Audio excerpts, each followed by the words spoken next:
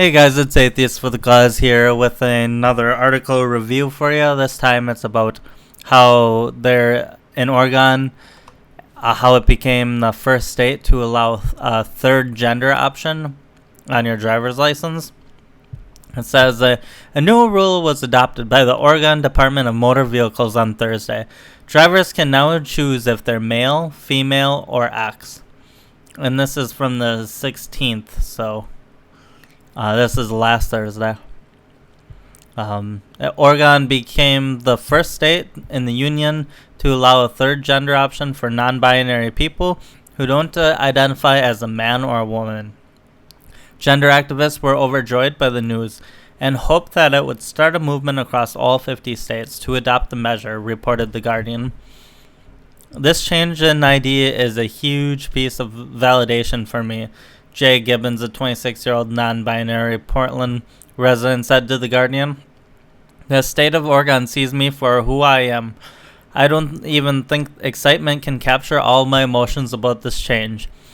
The Oregon DMV decided to change the rules after Jamie Shoup, a non-binary Oregonian, successfully petitioned a judge to recognize them as neither male nor female. Residents can now freely change their gender on their driver's license without a doctor's note saying they are transgender or non-binary. Ultimately, the goal of gender activists is to add a third non-binary option on birth certificates, an idea currently being debated in Canada and California. Now, here's what I think about it. The whole point on identification is not to put your own views, but it's for other people to be able to identify you. So whether you self-identify as X or not, that doesn't tell the say a policeman pulls you over or something, and then you do something wrong and you run away, and they say, it's male, whatever. Well, now he's gonna have to say, well, it's you're an X, non-binary. Well, that doesn't actually tell the other police in the area anything about you. So anybody can. And that's the other thing. Anybody can say this. So you're just going to have people messing with genders now. And people who aren't non-binary will claim that they are. And it's just going to be a mess now. And then it's not going to stop at gender.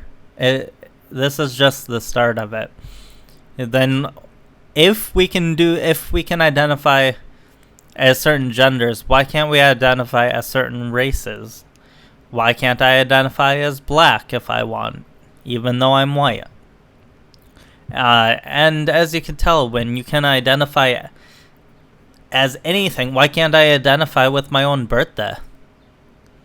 Yeah, sure, I was born on a certain day, but I identify being born on a different day. I mean, there's really no good reason to, if you allow people to identify as their own gender, there's really no good reason to stop people from identifying as their own race, having their own birthday that isn't actually right. And if this identifying as a gender was a huge problem, they could just change it to sex. What sex were you at birth?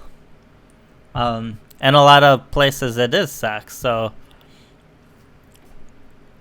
I do see this as problematic, but it's not really a big deal. But things, could change from here, and it could be. I think this is a slippery slope where, with time, these types of rules will just, if they're allowed to hold, will just expand further and further, and it'll become harder and harder to identify people. and that could be problematic. But we have to keep it in perspective, like I said. You know, it's not really that big of a deal. So, at this point, so, anyways, just thought I'd let you know it started. So, and this whole thing about putting it on birth certificates, that is a terrible idea. How can an infant identify as non-binary? So that would be their parents putting that on, forcing them on that upon them. So anyways, I will talk to you guys later.